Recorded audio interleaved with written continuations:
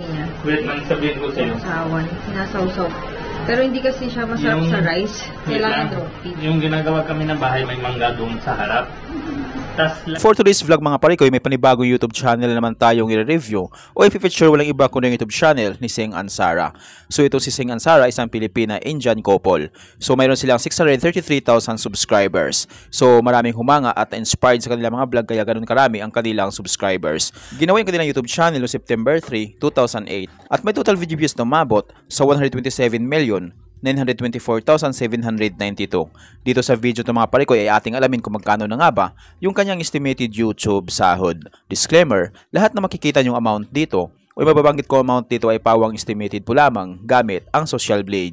Ang Social Blade ay isang public website na kahit sino ay pwedeng tumingin dito at maaari nyo rin makita ang lahat ng mga estimated YouTube sahod ng mga vloggers or content creator. Layunin lamang ng video na to na makapagbigay ng inspirasyon sa mga taong makapanood nito, lalo na sa mga small YouTuber. So yun mga parikoy, sa mga hindi pa nakapag-subscribe sa YouTube channel ni Sing Ansara, i-subscribe ko na at huwag nyo kalimutan i-subscribe ang aking munting channel para lagi kang updated sa mga bago kong video uploads. Ano pa hinihintay natin mga parikoy, samahan nyo kung i-review natin ang status ng YouTube channel ni Sing Ansara.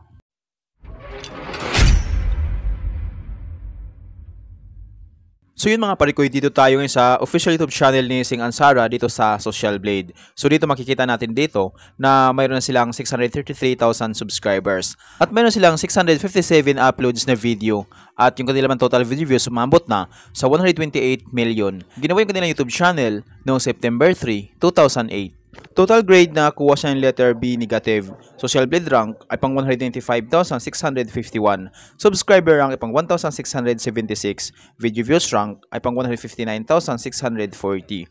Country rank ay pang 451 sila dito sa Pilipinas bilang isang vlogger. So yun mga parikoy, in the last 30 days nakakuha ng 8,000 subscribers ang Sing Ansara at nakakuha rin sila ng 2.4 million in the last 30 days. So yung mga parikoy, dito naman tayo ngayon sa YouTube stat summary ni Sing Ansara. Dito natin makikita yung mga nadagdag din na subscribers, video views, at yung kanya naman estimated earnings. So, dito sa kanyang subscribers, nakakuha siya ng 1,000 subscribers noong March 3, 2025.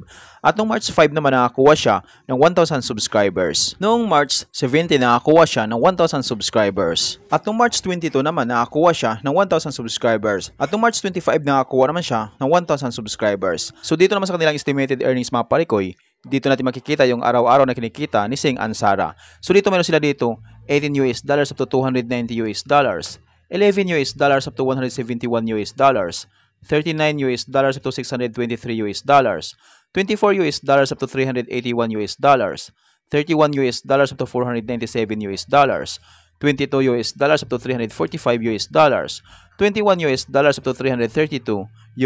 So yun yung posibleng kinikita na Sing Ansara sa kanilang YouTube channel araw-araw. Pero ititingnan natin dito mga parikoy ay yung kanilang pinaka-daily average at weekly average. So dito sa kanilang daily average, nakakuha sila ng 267 subscribers at may total video views na umabot sa 79,551.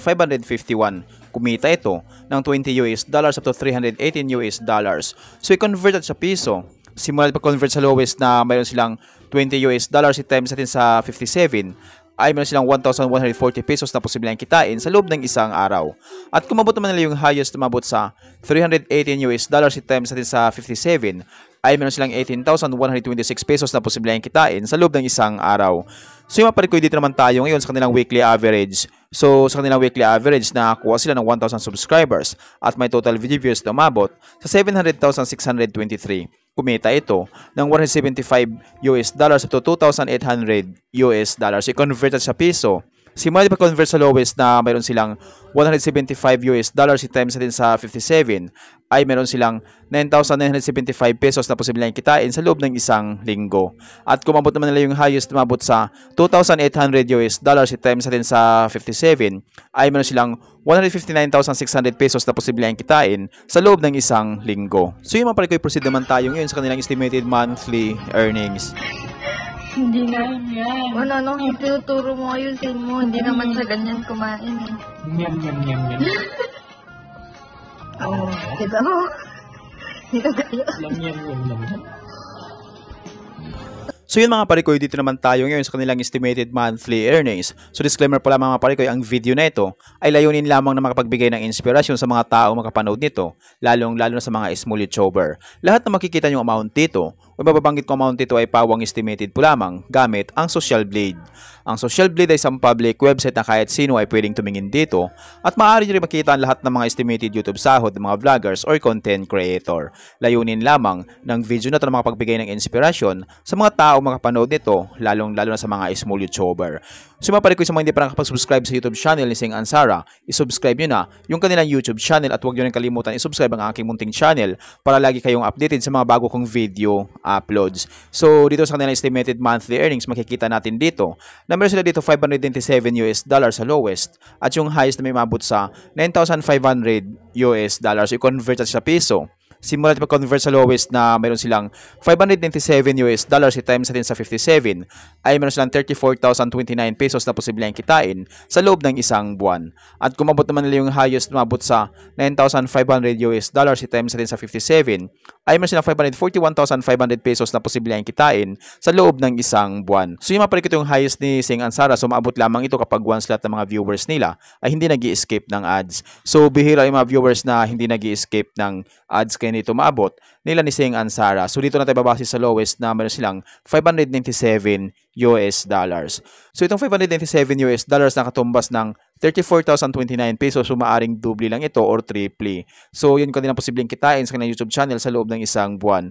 Pero maaaring magbabago pa itong mga parikoy, depende sa dami ng views na makukuha nila ni Sing Ansara. So dahil ang sahod ng mga vloggers or content creator, nakadepende sa dami ng views nila sa dami ng subscribers.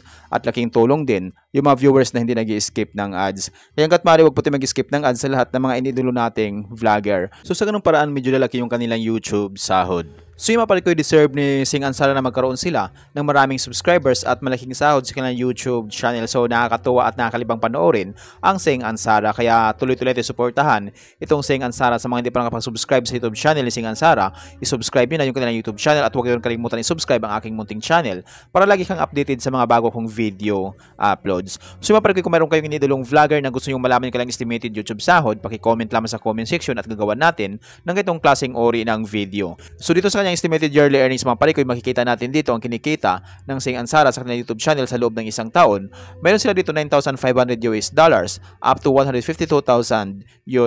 So yan yung posibleng kinikita ng Sing Ansara sa kanilang YouTube channel sa loob ng isang taon. Pero dito lang tayo babase sa lowest na meron silang $9,500.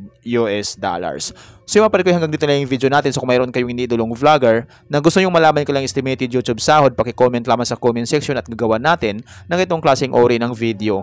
At kung nagustuhan nyo ang video ito mga parikoy, huwag nyo po sanang kalimutan mag-like, share at mag-subscribe sa munting channel nito. Once again, this is Kabady Vlog. Peace out. Wait, man, sabihin ko sa'yo. Sawan, sinasawsaw. Pero hindi kasi